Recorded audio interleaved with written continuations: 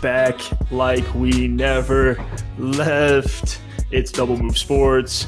You got Stef Albiero here, big baby Stef. You got A Lot 13, the boy, the fantasy phenom, coming at you today, and we're here to review one of our active Dynasty startups. This is still Dynasty startup season. Redraft is coming, and it's certainly picking up steam, and you're going to see by some of these values. We got guys playing redraft in this league. So that's how you know that the drumbeat is started for a lot of these players, reacting to headlines, reacting to camp news, especially for these rookies. But let's go through some of the picks in this startup. I really want to today, Alex, get into some of the mindset behind some of these picks, the value on some of these players. But are you ready to jump into this thing? I'll start sharing the draft board here in a minute. Yeah, this will be fun, and it is going to be interesting to see the value shift. I mean, Aaron Jones, we'll look at the board, but this is a perfect example. You did a draft. We broke it down very recently, and Aaron Jones went in like the back of the 7th round. Zeke went late as well. So I'm thinking in the back of my mind, some of these veteran values, the way I build my roster, I can rely on some of that veteran value being there later. Not the case. Aaron Jones going in the 5th round here, Ezekiel Elliott as well, which we'll see. But those veterans, those guys that are going to be good in redraft but might not be the best dynasty assets, are starting to creep up these draft boards. So if you are a dynasty player and you're in these leagues right now, honestly, the perfect time to set yourself up for 2023 and beyond. And the approach that I took in this draft, which we will talk about, is kind of, hey, let's try to be competitive in 2022 for this season. Let's set up a team that might have a couple good weeks. And then week 5, week 6, as we're starting to see which players are getting hurt, which players are breaking out, and we have a little bit more information, I can make a decision and I can say, hey, I want to go all in. Or, okay, a couple guys went Derrick Henry, Christian McCaffrey, Travis Kelce at the beginning of this draft. I'm not going to compete with that. Let me punt it to next year and just start accumulating that value. So it's a prime time to do in dynasty startups. Honestly, year-round is a fun time for startups, and it does affect the way that I draft depending on what the league does. I'm typically someone that if I got to zig when the rest of the league zags, like I try to go against the grain a little bit to capitalize on values. If we look at your team in this draft, which we will, we're going to see some of that value played out, which is honestly awesome to see. And I want to talk about some of these startup trades.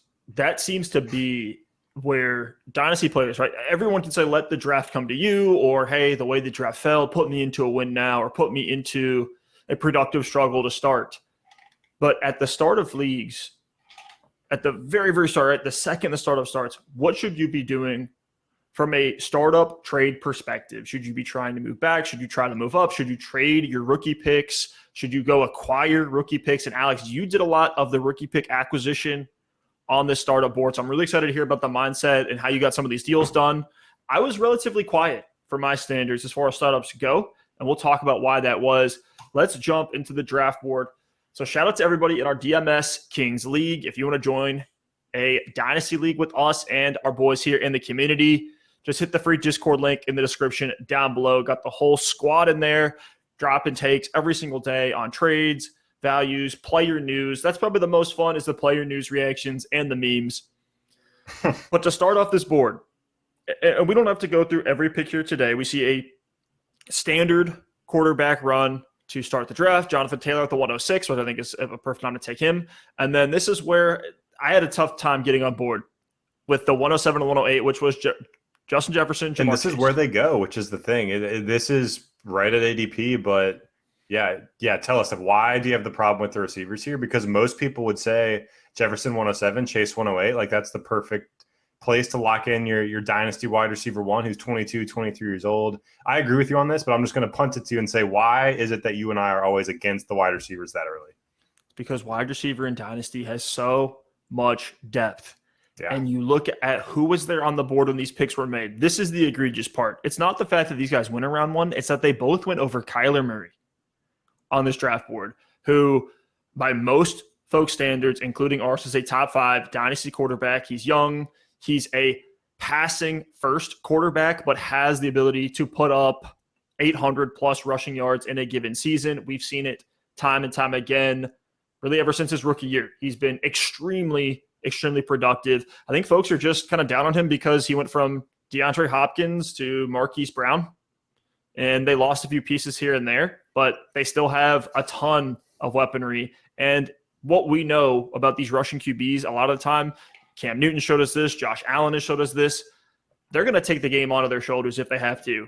And I think if the weaponry is as degraded as most people think in Arizona, Kyler is going to get it done on the ground more than ever. You just hope that he stays healthy, which has been a struggle down the stretch the last 2 years. But Kyler at the 109 felt phenomenal to start off this draft. Yeah. So if we're hitting on your team and my team, I ended up at the 105. I went Lamar Jackson.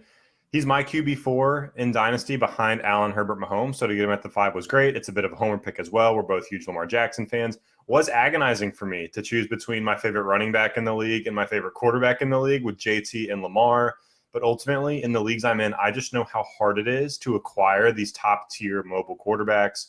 And they have a longer shelf life. Like, if all goes right, Lamar Jackson's going to be a top-tier guy for 10 more seasons. For JT, if all goes right, it's going to be probably 4 or 5. So I went with that really long-term approach with Lamar.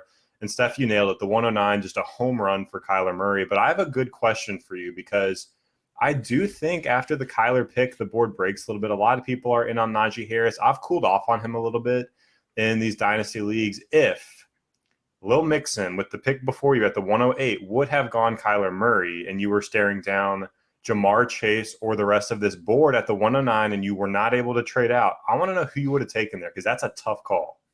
Yeah, I had to pick at the 1-2 turn in a startup recently. Couldn't trade out there as much as I really, really wanted to. It was one of those leagues where everyone wanted to trade back. So I would have had to overpay to trade back because no one wanted to pick right here. I ended up going Trey Lance and DeAndre Swift at the 112, 201. And I was able to get Swift at the 204, so that was value on him in the next round. I probably would have gone Jamar Chase or Najee. That's really a question of how do you want to build this roster. If you take Jamar Chase, it just means that, look, I'm going to try to aggressively trade back and maybe even trade up if there's a tremendous value on the board. We'll get into where I got Antonio Gibson, which was, spoiler alert, the 509. And if I was someone else on the board here, maybe I'm Phil the Void, shout out to Phil, Speedy's Dealers or Boogs, and Gibson is falling. I would have been picking up the trade line so quick to try to get him in the middle of the 5th when you start to see that fall. But fortunate for me in this draft, things just kept kind of falling my way at the running back position. But I probably would have gone Jamar Chase.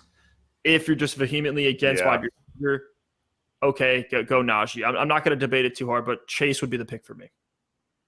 Yeah, and I think that's perfect because you said it's not a matter of Chase going at the 108. It's a matter of him and Jefferson going before Kyler Murray, I think is the problem there. But, Steph, let's get into round 2. You mentioned you got Swift at a value. We moved down this board. I think McCaffrey and Kupp at the turn, it's a little early for both of those guys. Speedy's Dealer, someone who's in a couple leagues with us, he's playing Dynasty like redraft. So he's obviously going to be a contender this season. If you look at his board, McCaffrey, Kupp, traded up for Kelsey. He's got Kamara, who might be dealing with a suspension. A lot of these veteran names, we're going to see what his team looks like in a year or two. I'm going to go out on a limb here and say it's not going to be pretty, but we'll see how he can work through that. But then in round 2, I think Dak is a fine pick. Javonte, Swift.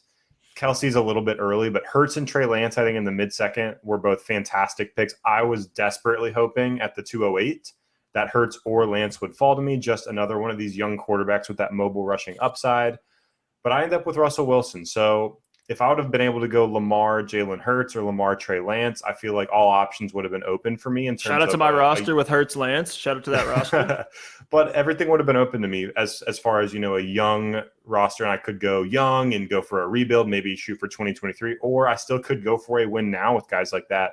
But I ended up going Russell Wilson just because, first of all, I don't have a share of him and I really wanted one. The value felt good here. I thought about CeeDee Lamb, but for the same reason you didn't go, or you thought, Kyler should be going ahead of Jamar Chase and Justin Jefferson. For me, I thought to myself, if I pass on Russell Wilson here, what's the difference between Russell Wilson and like a Tua or a Tannehill? To me, it's a lot. And then if I take CeeDee Lamb, what's the difference between CeeDee Lamb and guys going in that same range, like a Waddle, Courtland Sutton, a Terry McLaurin, even a Rashad Bateman? Like CeeDee Lamb, I would definitely prefer over those guys, but I think the value should be a lot closer. And that, I could see those guys really closing that gap. So to me, it just came down to, again, these elite quarterbacks are hard to come by. I wanted that double quarterback stack in the Superflex league, just starting out hot with Lamar and Russell Wilson. Don't have to worry about it for a while. So that's why I locked in that pick ultimately at the 208. And I still feel like I'm flexible. Russell should have 3 or 4 more years of elite play. So if it takes me a year to get this team on track, I'm still feeling really good about those two guys at QB. And I thought that was a perfect play within the tiers. That's what so much, like, you can have startup rankings, but everyone's rankings fall apart based on the way that the draft falls. The whole point of having rankings is so you know where those value pockets are, where those tier breaks are. And if you think about it, Russell Wilson was going back to the second, early third when he was in Seattle. Now goes to a much better situation. I think 208 is perfect value here for him anyway. I was surprised Jalen Hurts went at the 206. Must have some guys listening to our redraft takes. You know, we've been well on the Hurts train for a while now. But Alex, you made a move to get out of this third-round pick. Shout out to our boy, Curve Stomp, Cholesterol Fangers. He's been rocking with us for a long time, giving us a shout-outs on Twitter. Really appreciate it, man. But you trade that pick. He ends up going Austin Eckler at that 305 spot. Tell us about the deal that you made there. I think this is where you acquired your first future first. Yeah, I picked up an additional 2023 first. So I ended up moving out of round 3. I'm trying to remember exactly what the deal was. I made so many deals in this draft that it's kind of hard to come by. I think I actually ended up moving back to round 4, and then I pivoted from round 4 back again to pick up a future second. So you look at my picks I've had in this draft, I had a lot of picks in that value pocket of round 6 through 10, which I think can provide a lot of really stable veteran values. I picked up a couple rookies in that range, a couple of guys that are going to help me win now. But in the process of kind of jostling all these picks around, yes, I gave up on some top end upside, potentially at the running back spot, at the wide receiver spot. But I'm going to be coming out of this draft. I have 2 2023 firsts, 2 2023 seconds, and then I also have 2 2024 firsts and 2 2024 seconds. So I'm coming out of this draft just rich with draft capital, so that with this team that I think is probably a middle of the pack team in this league, which typically in Dynasty we say the worst place you can be is middle of the pack. But my strategy in this draft is let's lock in quarterbacks, and then let's get through week 5 or 6. Let's load up on draft capital and have a solid squad. And around week 5 or 6, what I'm going to do with this team, I'm going to look at the rest of the league, see what's going down, see which players have gotten injured, which players have gotten propped up, who's broken out, who's falling flat on their face. And about that time, I'm going to have to make a judgment call. I have my own 2023 first, so that's where I'll say, hey, I'm going to push all the chips in. I'm looking at the teams around the league. Some are decimated by injuries. I'm one piece away, one upside guy away from making a run. I flip some future draft capital and make that push. Or if I'm 2 and 4, I had a guy or two get hurt. I'm like, okay, this is not going to happen this year. I'm just going to start selling some of the veteran assets, moving into some younger players, picking up additional future firsts, and kind of going that direction for 2023. So with this team, I am sitting in the middle of the pack, but I am ready to move one way or another. But I don't need to do that right now. I can wait till I get more information. I can wait to see how the season plays out. Instead of making that call in June, I can do it when we've seen these guys play 5 or 6 games this season.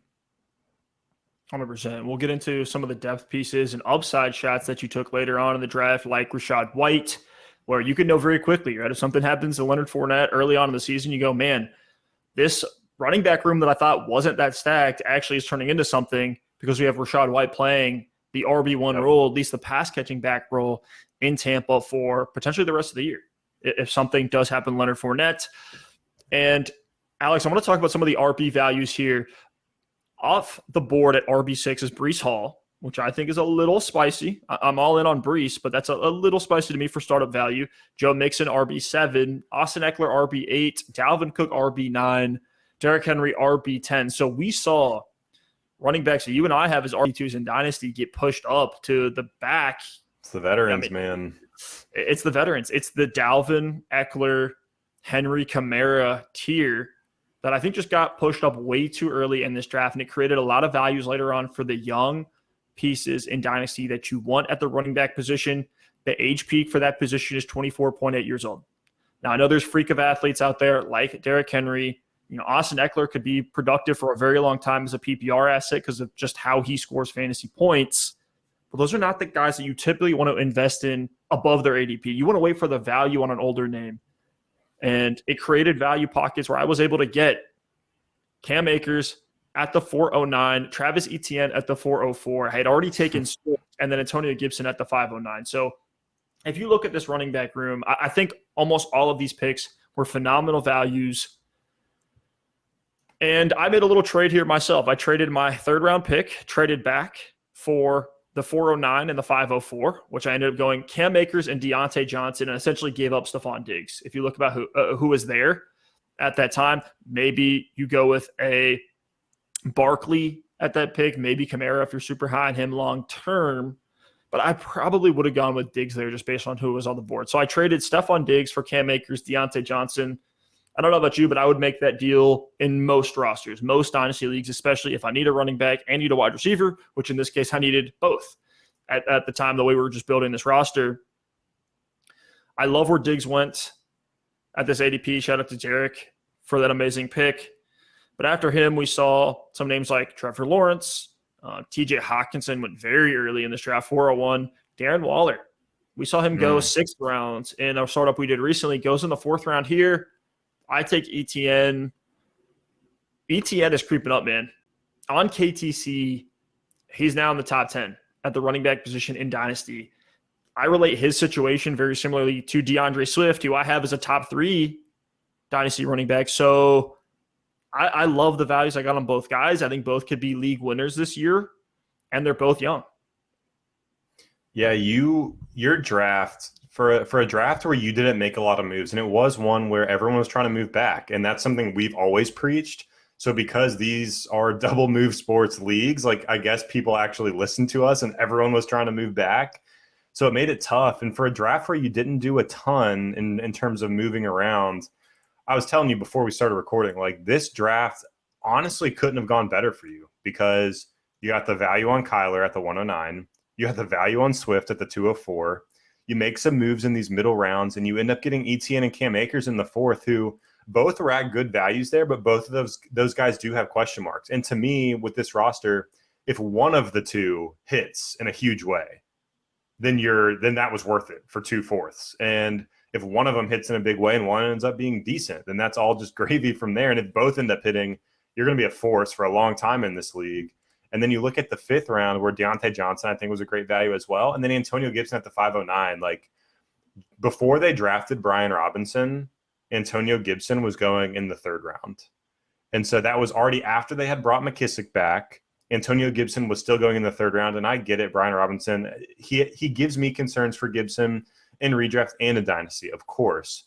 But the fact that Antonio Gibson fell to the back of the 5th round here, it's just too good of a value to pass up. And if we see Antonio Gibson get back out on the field this year, start to put up even similar numbers to last season, where let's check his numbers, over 1,000 yards, ends up as the PPR running back 12 on the season. If he does anything close to that this year, his value is going to increase. His value is going to increase, and I think that was just another tremendous pick. So you start out incredibly robust running back, and we'll get into it later in the draft, but it worked out perfectly for you because the running back values fell to you early, which did in a lot of ways force you to lean wide receiver. I know you're a drafter where you trust yourself to be able to trade out of a robust running back situation. So if the running back values would have kept falling to you, I have no doubt you would have picked 7 running backs in a row.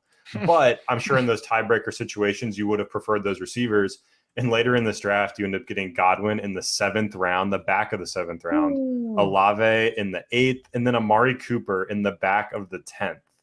So just from a value perspective, you hit the running backs early. The receiver values were there later.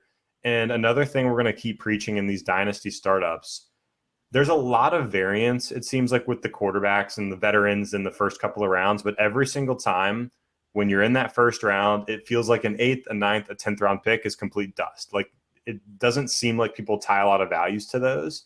But when you look at the guys going in these 8th, 9th, and 10th rounds, there's just so much value to be had. Miles Sanders is in there at the running back spot, Elijah Mitchell, Tony Pollard, some of the rookies, Rashad White, Isaiah Spiller, Dameon Pierce goes in the 11th. And then especially at the receiver spot, names like Allen Robinson, Sky Moore, Jahan Dotson, Amon-Ra St. Brown, Darnell Mooney, Gabe Davis, Brandon Cooks, Michael Thomas, DeAndre Hopkins, Amari Cooper. Like, these guys are all going in that 8th, 9th, 10th round.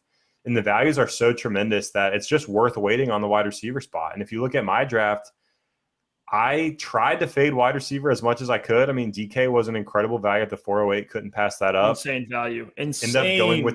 End up going with the stacks with Rashad Bateman and Cortland Sutton, with Lamar and Russell Wilson there in the 6th and the 7th round. And I took Sky Moore as well in the back of the 8th, but I'm still like, I'm not drafting 5, 6, 7 wide receivers early because I know there's still really good names on the board. Like, as we get into the 11th, 12th round and beyond, veteran names like Tyler Lockett and Adam Thielen are still there if I was in a win now. Christian Watson is still on the board if I was in a rebuild. Michael Gallup can kind of be played either way. And there's still fun rookie names there like David Bell, Alec Pierce. I think Ridley is interesting for a team that's 1 year out as well. And then if you want to win now, you got Russell Gage, you got Alan Lazard, Tyler Boyd, names that can be serviceable for your roster as these second flexes in these leagues that you can get in the 13th round. So to me, I would much rather go quarterback really early, hit on some of the running back values in the middle rounds like you did, and then just smash some of these receivers as we get deeper into the draft. So as always, that receiver value pocket in rounds 7 through 10 is just tremendous here. And your DK pick, and to a degree, my Amari Cooper pick in the back of the 10th. It's crazy. And even with guys like DJ Moore, AJ Brown, we're seeing, because of muddled situations, poor quarterback play, perceived projections that guys that don't have crystal balls are putting onto these teams, putting onto these situations, right? Everyone would have thought A.J. Brown was a top 3 dynasty wide receiver, goes to an Eagles offense that's run heavy. There's question about Jalen Hurts as a passer, right? And now we see him fall to the back of the second. This is the epitome of buying values in dynasty, buying the dip, go after those perceived bad situations. I think with DK Metcalf, and you and I both said this, he's going to find a way to get off that team if they're still rolling out Drew Lock or if they're still rolling out Geno Smith in 2023. Like, he might accept it because he's on his rookie contract still and he's in a contract year. And he's like, you know what? I just have to eat crow, play through this year. He was good go with get Geno. that deal. That's the thing. With Geno Smith, what was he, wide receiver 4? For a 4-week stretch, he was wide receiver 4 with Geno Smith. That was his best stretch of the season in 2021. So with these stud athletes, whether it's A.J. Brown, DJ Moore, DK Metcalf, even like Brandon Cooks, Amari Cooper, Terry McLaurin, just getting these receivers that we know are good, we know are efficient, have shown flashes, have commanded targets, but just aren't in the right situation, are always the guys to move back and scoop up in dynasty leagues. A year ago, I had on one of my rosters, I had Russell Gage in Atlanta. I had Juju Smith-Schuster in Pittsburgh. I had Allen Robinson in Chicago. And a year later, and I had Allen Lazard. So now a year later, all of those guys jumped massively in value because target shares opened up, level of competition dropped, quarterback situation improved. Always buy the value in wide receivers. Things move so quick in the NFL. And you can see the values jump off of one transaction, one guy getting hurt, right? One contract flipping, one team going into a rebuild like we're seeing in the case of Atlanta. So all that to say, always look for ways to move back and get value at the wide receiver spot and lean into the perceived bad situations. For example, my Deontay Johnson pick here at the 504, I was taking ETN, I'm taking Akers in the 4th. I'm thinking, look, there's a tier of DK, Tyreek, DJ Moore, Michael Pittman, Mike Evans, Drake London that are all fine guys that I'd love to have as a wide receiver, one that I'm getting super late, right? Because I went quarterback and running back heavy very early on in this draft. Well, then what do you know? Deontay Johnson, because of concerns about the quarterback play in Pittsburgh, which to me, it will probably be an upgrade over Big Ben's just short A-dot, brutal efficiency as a passer. Like, Deontay could have his best year this year. And we've seen that he's good. He was good with Duck Hodges and Mason Rudolph, man. This guy is going to put up numbers. And so to see him here at the 504, I was like, oh my gosh, this is amazing. He was a guy that you and I had as a wide receiver 12 in our top 12 wide receiver rankings. And so to get him after Michael Pittman, after Tyreek Hill, felt amazing. And in the 5th round, you didn't have a pick either. You traded out of that. I imagine that's what kind of led you to getting the Rashad Bateman pick at the 610, A.J. Dillon at the 704, maybe even the Sky Moore pick in the 8th. Was it kind of like what I was talking about, where there was just a big tier of receivers and you were completely fine to move back? Yeah, honestly, with a lot of these picks in rounds 5 through 10, I just kept moving back. And every time I would move back, instead of trying to move up somewhere else, I would just pick up a future second or move really far back and try to pick up a future first. So it was super easy to say, hey, I'm going to move back from the 5th round to the 7th and pick up a future first round pick. And to me, the difference between, I would have loved to have a Mike Evans who ended up being the guy at my pick in the 5th round, but to say, hey, I'm going to get Cortland Sutton or or Rashad Bateman instead and get a 2024 first-round pick, like I might rather have Cortland Sutton than Mike Evans in Dynasty. So like to do that was a no-brainer. I probably would prefer Evans, but like they're in the same-ish tier for me.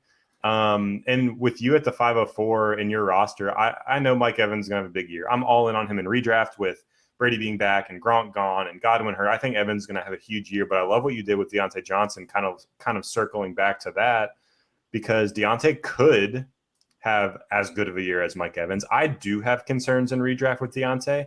I haven't stepped off of him a beat in Dynasty because I think long-term that quarterback situation will be good for Deontay, and he's still only 25 years old. In redraft, my concerns are if it is Kenny Pickett, it's really hard for these rookie quarterbacks to throw for like over 4,000 yards. Like we see some of the best rookie quarterbacks not throw for many yards. Like Mac Jones last year threw for 3,800 yards.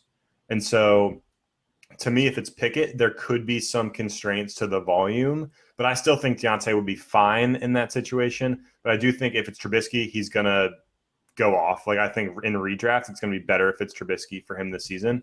And then we saw guys like Justin Herbert, guys like Joe Burrow. I know they're kind of like standouts. Like that's not what we typically want to see. We don't want to count on that at all. But we typically do see these quarterbacks in year 2, in year 3, even some of these longer developing guys really be able to step it up and elevate themselves from a passing yards perspective. Like even if we look at Justin Herbert, who was phenomenal in year 1, not comparing him to Kenny Pickett at all, but he has 4,300 yards in year 1, comes back in year 2, 5,000 yards, really gets to open up this offense. So if Kenny Pickett's the starter, I think he could be constrained before he opens it up in 2023.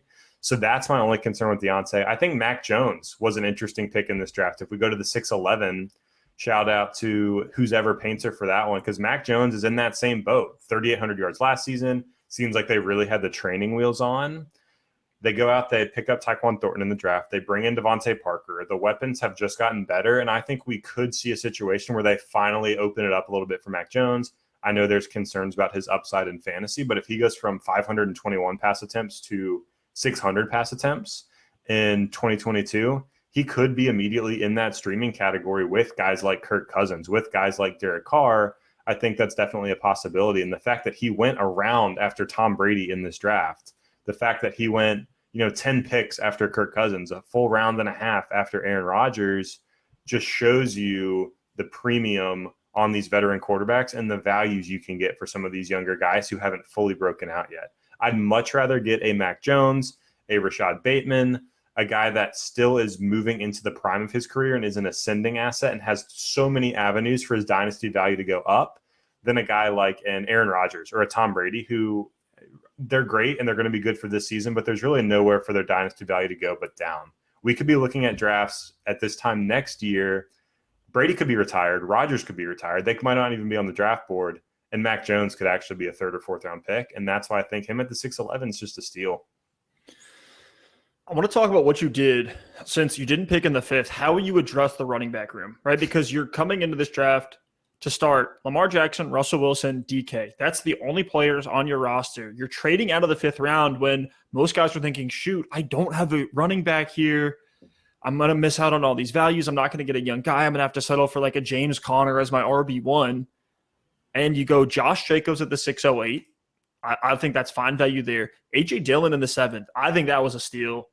I just acquired A.J. Dillon for Adam Thielen and James Conner, and I got A.J. Dillon in a 3rd back. And so I'm with you on Dillon just being a guy that you need to have on your dynasty roster. I think I personally have been ahead of consensus on Dillon like since he was drafted, because I think he actually is extremely efficient as a pass catcher. I think he actually can get it done. He's a Eddie Lacy plus. Like, yes, he's this big bruiser back. He's not maybe the twitchiest guy. He's going to be more of your north and south run on the ground, but he can get it done in the passing game. Same way we see Derrick Henry, a guy who's not a tremendous pass catcher, isn't going to juke anybody other shoes right when they get the ball in their hands, but you get them in open space and they can get up and down field super quick, break off long runs. That's what I see out of A.J. Dillon, and he just has Aaron Jones, who's essentially in a contract year based on the way that his contract is structured. Getting him there was phenomenal for your running back core, and then to get essentially upside plays the rest of the way at running back. This is the perfect way to play the running back spot if you don't get one of these studs like a Mixon, like a Breece Hall, like a Javonte Williams or a McCaffrey in Dynasty where you're expecting big production now, but they have a ton of runway. You get the stability in Josh Jacobs. You get the massive upside in Dylan, Miles Sanders in the 9th, Rashad White in the 10th, and you went Dameon Pierce in the 11th. I was actually thinking for your roster build, Tony Pollard would have been another guy that I would want. But shout out to whoever Painter because he pretty much did the same thing. He went J.K. Dobbins in the 4th. That was his first running back that he had taken. And then went Pollard at the 9-12. I think that's a perfect arbitrage play there on the running back position. You wait to get the last guy in the RB, top 15 running backs in Dynasty type tier.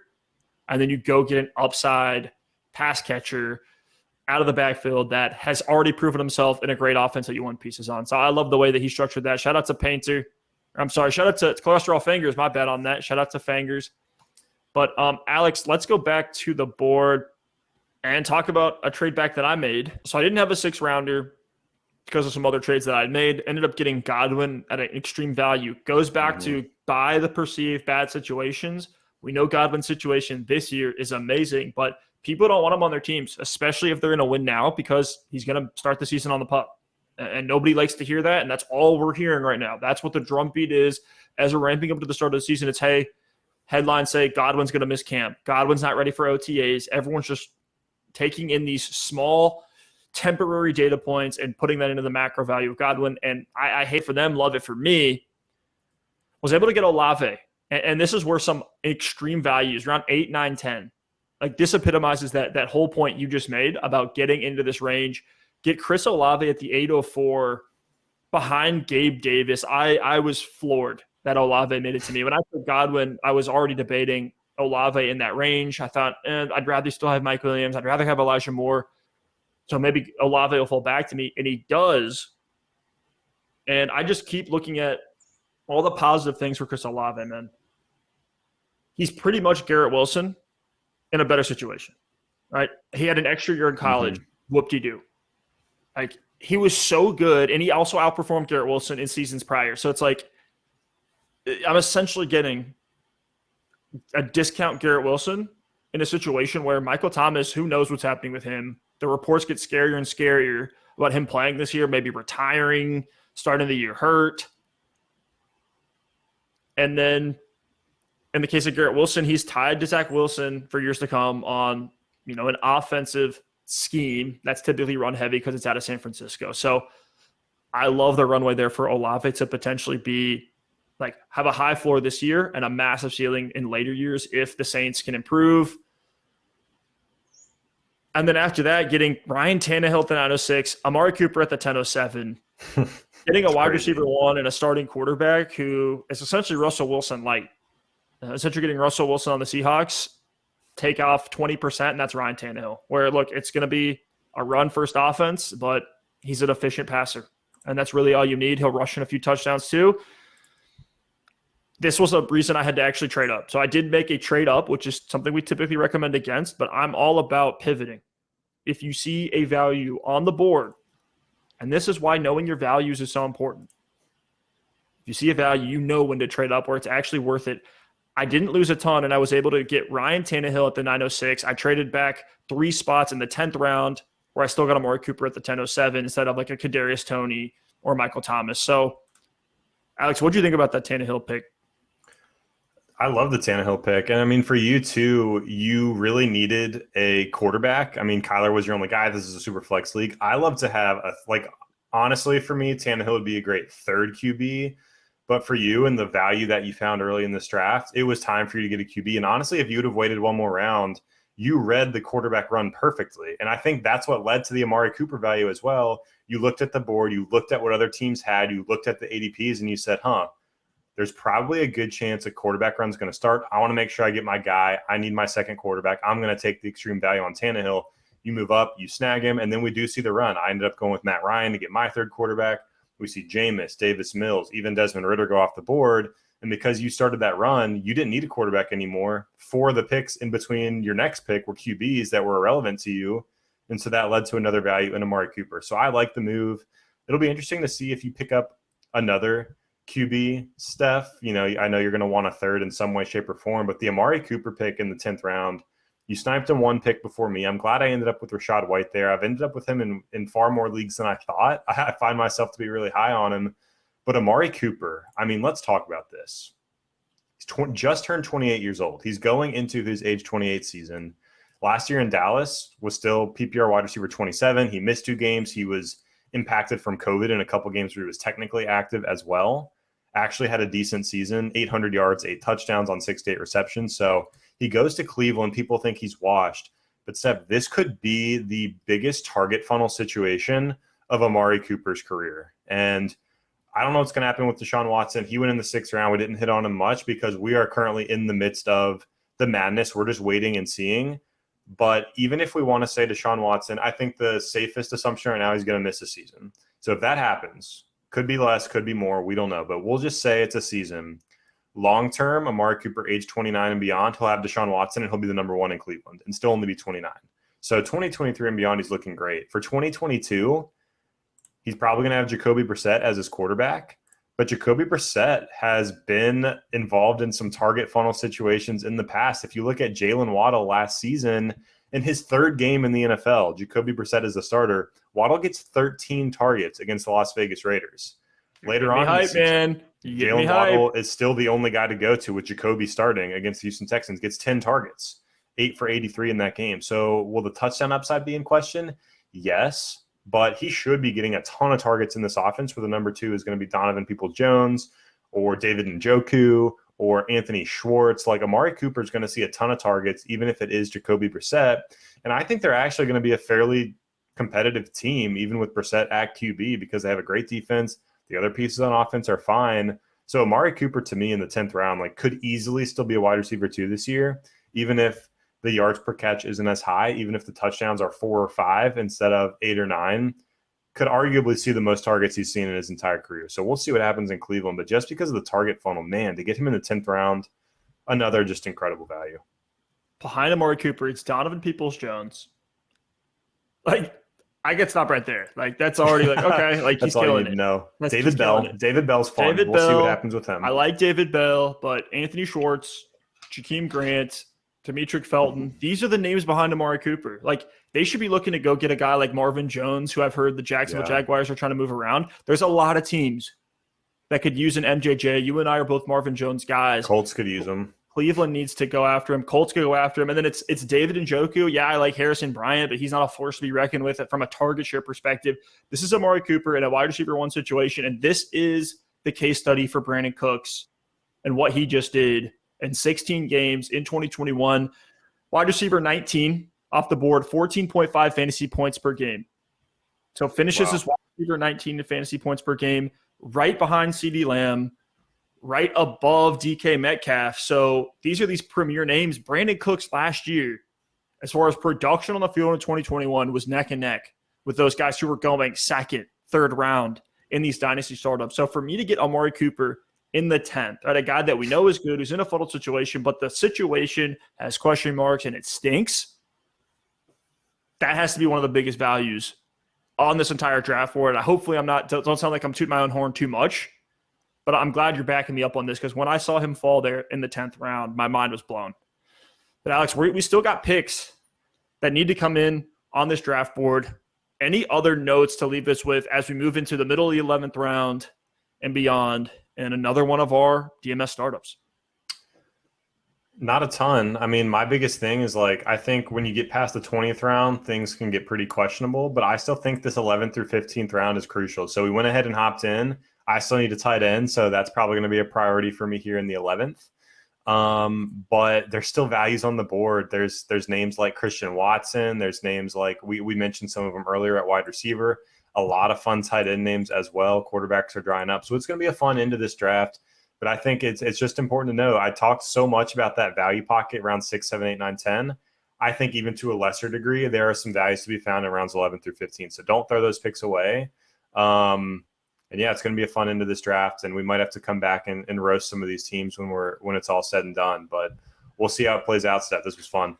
Shout out to everybody in this league. You're lucky that today we only focused on our own rosters, not everybody else's. We did that in the last episode. Go check it out on the channel. If you like what we do here, I like and sub, greatly appreciated. Hit that free Discord link in the description down below if you want to join the community with us. Join one of these startups. Appreciate y'all listening and watching, and we'll see you later. Peace.